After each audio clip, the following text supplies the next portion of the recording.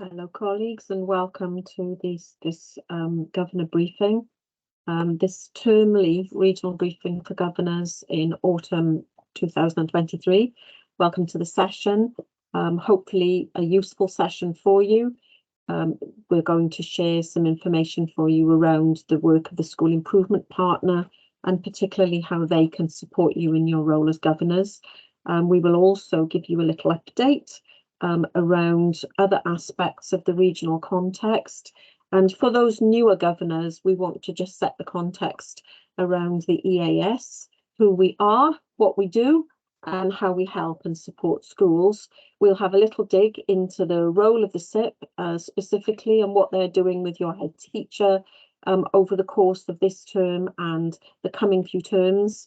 And we'll also have a look at the regional strategy for schools causing concern and just hopefully some useful perspectives there around our different ways of working with schools within our region. Okay, so let's just give that broad brush picture before we start, and please forgive us if you are a very established governor within our region, then obviously for you some of this will not be unfamiliar, and I won't read the bullets to you. You can have a look at those yourself as you work your way through the presentation. We've got our 5 local authorities here within our region of South East Wales. We work closely to our business plan. We are owned by the 5 councils, and we do operate within a robust governance structure. Our board is populated by representative elected members from each of our local authorities. And in fact, we've been in operation since September 2012. And though we've undergone some changes within this period, we continue to work more and more closely with the schools within our region. We very much welcome external expertise and challenge to the support that we provide, and always want to continue to improve as a service and remain agile and obviously responsive to the needs of our local councillors and to our local councils rather. So working in close partnership, and that partnership relationship absolutely core and central to the work that we do within our region. Just that last bullet there to talk about SIPs, those last 2 bullets really. All schools allocated a school improvement partner or a SIP, and all delivering that core programme of activity. And I will get it into that a little bit in the next few minutes and talk about what you as governors can expect each term, and what you can be aware of is activity happening with your head teacher and other leaders within your school in relation to that SIP role. We also have a wider programme of support, a real compendium of different activities, professional learning, networks, and just wider partnerships that schools are able to access in those areas of leadership and teaching, curriculum assessment, health, well-being, equity, and indeed for yourselves as school governors. So just a little bit of a broad brush there around who we are and what we do. At the heart of the work that we do in schools are the professional discussions that take place within schools every year. Most of them are annual, in some LAs a little less frequent than that. And at the heart of that professional discussion is the school's own self-evaluation processes. And that graphic there, that triangle, is a helpful way of understanding how the professional discussion works. You can see that we've got the school and the LA and EAS working very closely in partnership together, and that the professional discussion sits across the 3 partners. And indeed, at the heart of that is what the school development plan is saying is the priority in terms of the school moving forward and improving. And that includes, of course, how the school will use things like grants and that peer working. Most of our SIPs, nearly all of our SIPs, in fact, are serving head teachers. So that peer working with a fellow head is absolutely at the core of that. And from that discussion then flows that yellow section in the triangle there, the support that the school would be most appropriate really to move the school forward. So that professional discussion around an hour, sometimes an hour and a half, to really explore what the priorities are for the school and how those priorities were determined by those internal self-evaluation processes. And we ensure that we are ready for those meetings. We make sure that we're all familiar with the SDP, the school development plan, and what the priorities are, so that we bring that helpful dialogue to the forum. Those of you who are chairs of governors will know that you join those meetings and you are very much a part of that dialogue. So in terms of the kind of statutory role, if you like, the local authority should support school leaders and governing bodies to identify what support they need. And indeed, as a consortium, we as EAS would advise schools on their self-evaluation processes, ensuring that they are robust, helping them to develop their school development plan, providing much of that professional learning as relevant to the school, perhaps encouraging and brokering peer-to-peer support between schools, and indeed really just promoting that culture of open and honest reflection and evaluation. So that's a background to those professional discussions. Let's dig a little bit deeper into the role of the school improvement partner and what you can expect from your SIP working with your school. Central to the work they do is that SIP activity poster that you can see there. There's a screenshot of it, not an expectation that you would be able to read that from this screenshot, and we are happy to send you copies of those. We've got all 5 local authorities that we can send through to you. They are bespoke, they are specific, so each of the 5 posters is slightly different, and they identify termly themes which are chosen by each of the 5 local authorities. The focus this year is enabling the SIP to provide very bespoke support around the needs of the school and supporting the priorities within the LA. So each of the colours on the poster there, you can see there's like a sort of a peachy colour, that's the autumn term, and they are the activities listed there that the SIP and the head teacher would engage in together. And then the green is spring and the yellow colour is summer. So that would be just detailing the kinds of activities. And at the heart of each of those 3 terms is that supported self-evaluation, where the SIP comes along to school and draws alongside leaders and helps with monitoring activities. And I'll talk a little bit more about that in a moment.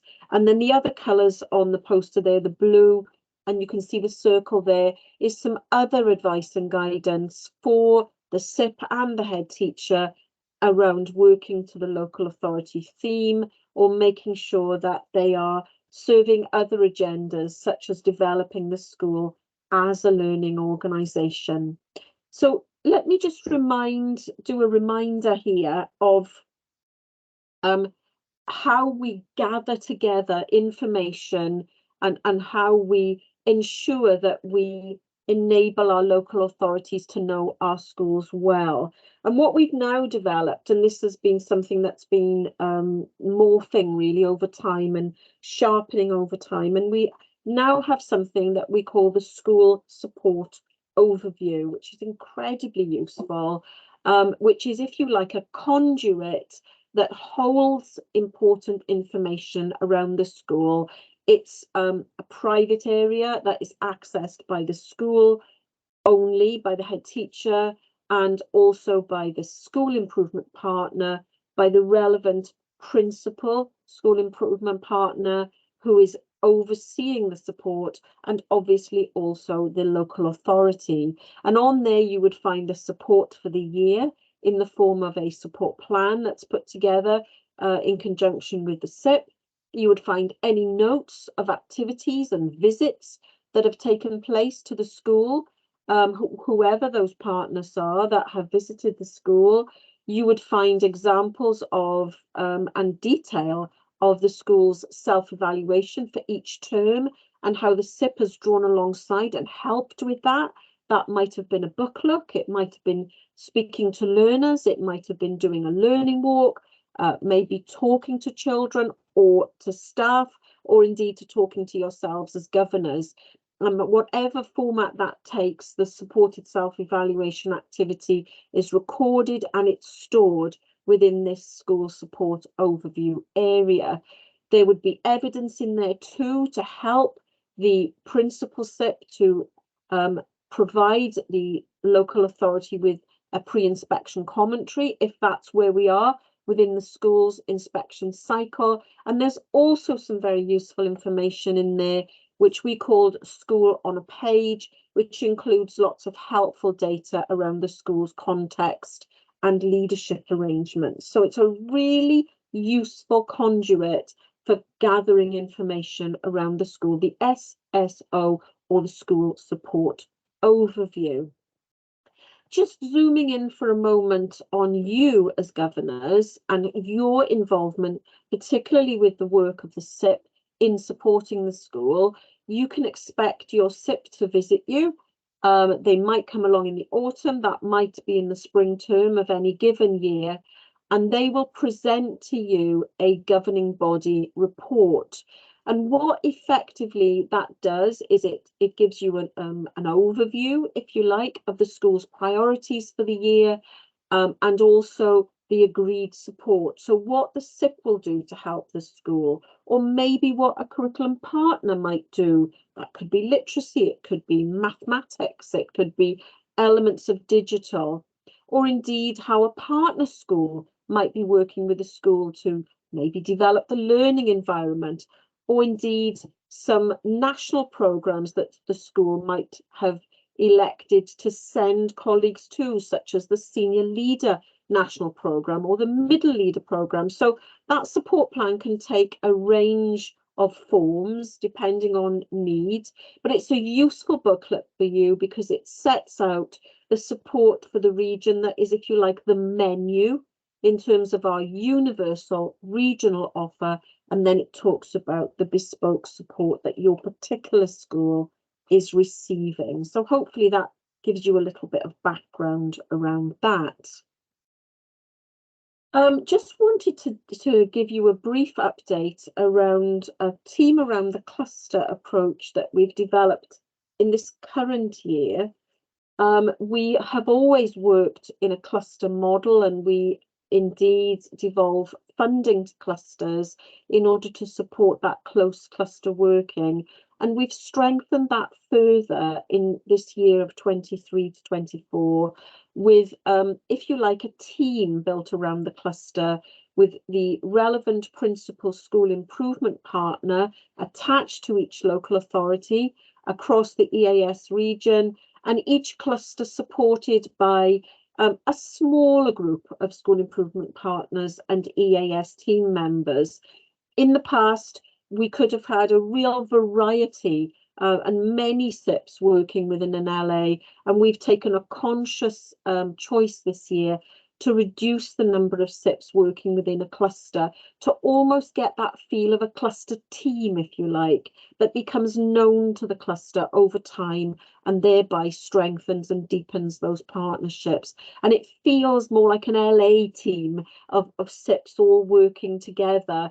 And we've introduced those face-to-face local authority SIP meetings with LA colleagues, and that's got that sense of a SIP team within an LA and a reduced number of people working within a cluster. So you can see that graphic there presents really how it could look. In the graphic, there are 6 schools in the cluster, and it's obviously the geographical cluster, and it talks about how colleagues, including the school improvement partner, could work to wrap that cluster around with support. And the bullets on the second part of that slide, I'm sure you're reading them to yourself as I'm talking. There are some ideas of the sort of support we could include, you know, around that cluster, so that they maybe receive some joint professional learning, just depending on needs. And I know this is a relatively new way of working. I've been to 2 of my 3 clusters so far this year. It was just absolutely brilliant to hear their priorities and to be able to help them with brokering the kind of support and talking about, well, what could we all do together as a cluster that would be stronger than doing something in isolation as schools. So just to give you that update around the team, around the cluster approach. Earlier on, I alluded to the termly themes. And this is something that is relatively new. It isn't new this year. We had it last year too. And each local authority are aligned really with their priorities within their own education improvement plans, have elected to work on a particular focus. And this could be very varied depending on priority. And so in order to support that and help it as a close partner, EAS SIPs are working at school level very much on the ground to help local authorities to gather evidence in order to answer questions posed or to help evaluate the quality of what provision is out there for children and the impact that's having on the children and their learning. And so what we've done here is we've just captured for you each of the 5 local authorities. This is autumn 2023, and really what their themes are. And SIPs are very much inside this agenda, are very aware of what those themes are. Head teachers are also briefed by local authorities on what the themes are, and they know that when they have their supported self-evaluation at whatever point that is in the term, maybe they're doing a book look, for example, something I was doing just yesterday in a school, that they know that's the theme that they would be digging into if it was a Monmouthshire school or a Newport school, etc. What we've done in order to strengthen that this year is we've included an additional layer of support for SIPs to enable them and head teachers to serve the need of providing evidence for these themes. So they have a briefing paper. It gives them a really good overview of what the theme is for the term.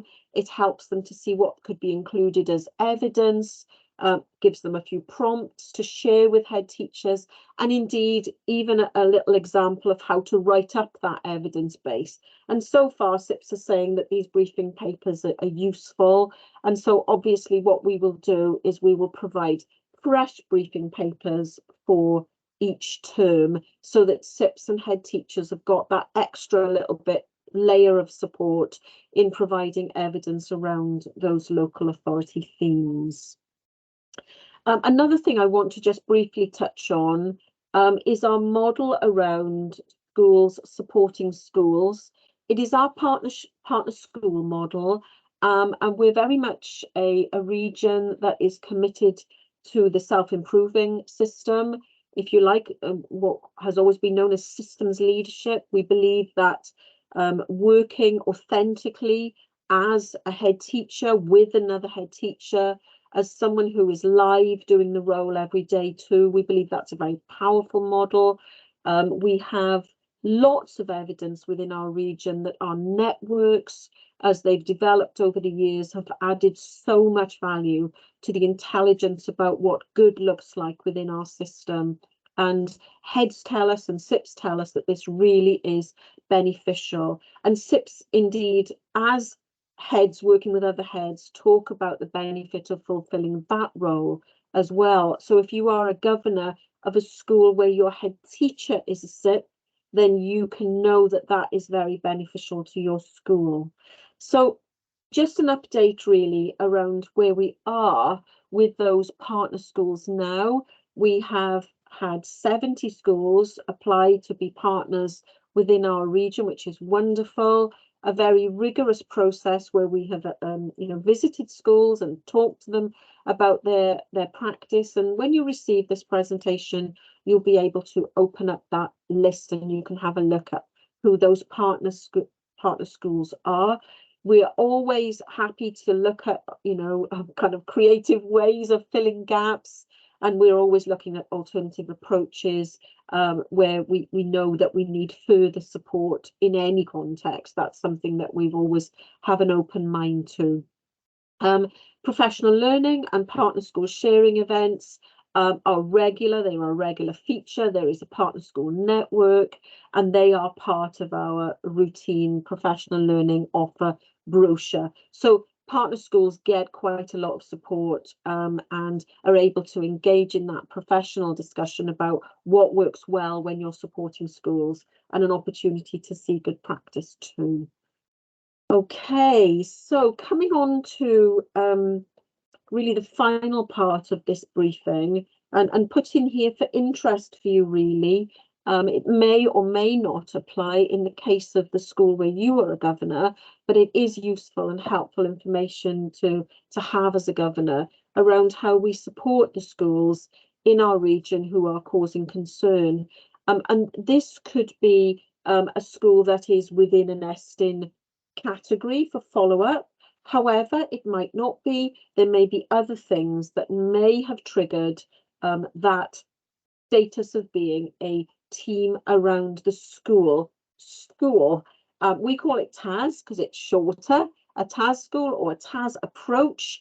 And in fact, we have a clear protocol for how that works. And it's really in place for any and all schools requiring additional support. And the TAS process, the idea is that it isn't a long-term protocol, that it's, maybe a relatively brief foray into being part of the TAS approach. And it could really be for a range of reasons. So just an overview on the slide of regular meetings. Sometimes those meetings are half-termly, they may be monthly, but it's very much on problem solving, supporting the school, and being very solution focused and very highly tailored to the needs of the school. Important that it's seen as short-term intervention. It could have arisen from the professional discussion where we said, okay, we need a little bit more of an increased level of support. It may have been triggered by ESTIN. And indeed, it might be that the school has been issued with a warning notice by the local authority under any of the grounds around the School Standards and Organisations Act. It may be we have one or two authorities where the TAS approach is automatic if there's a brand new head teacher, and that might be very short. They're just a few team around the school meetings to make sure everything's okay and that they're getting on well in their new school. So it could be for any of a range of reasons. Perhaps capacity to improve isn't secure yet. Maybe there's been lots of leadership changes. There may have been absences. And of course, it could be that coming from a self-evaluation activity, something may have arisen that points to the need for additional support. And you can see on that fourth bullet there, a range of reasons why that might be the case. So just to give you an example of what an agenda might be for a team around the school meeting, just to give you a feel really. I mean, the meetings are minuted and the actions are clearly identified, and they are always revisited in the following meeting so that that momentum is kept in relation to moving the school forward. The chair of governors would usually attend a team around the school meeting. However, I've seen other governors attend too. They've been invited by the head teacher or by the director because that would be useful for moving the school forward. So, that's quite organic and can take different forms really. So yeah, we wanted to just give you a brief overview of how that would look and just give you an idea of how things are working within our region, and give you an idea as governors of the headlines around SIP work for this year. So thank you so much for attending the briefing. If there's any follow-up, you can obviously make contact as you always would with governor support if there's anything from this briefing that arises. But notwithstanding that, thank you so much for attending the briefing. Thank you.